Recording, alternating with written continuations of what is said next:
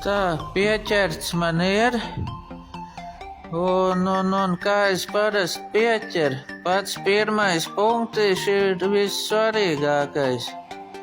Un pirmais man ir šitas vienmēr, lai sakrīt šitā līnija, lai smuki taisa un lai ir šitai vietai perfekti jābūt.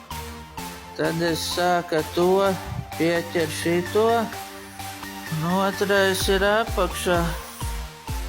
Otrais ir te, lai ar durvīm sapas, lai šitas stūrīts nav augstāk vai zemāk, lai spraugi visur smuki vienādi.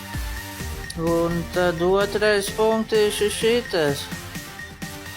Tātad abi gali mums sakrīt, šita sakrīt, te sakrīt, un kas ir pa vidu, tas ir štruns.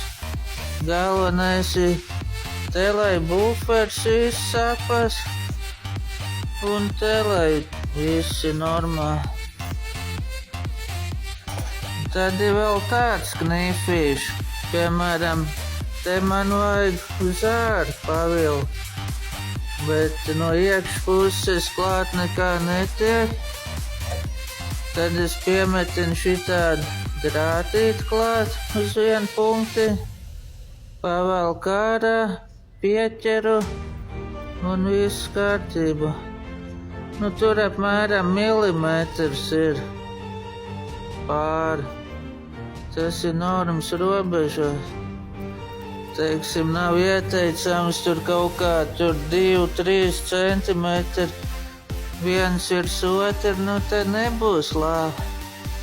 Bet kādu milimetru var atstāt rezervi.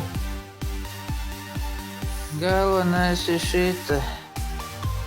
Te pa vidu tas tur tā, tas nav tik svarīgi.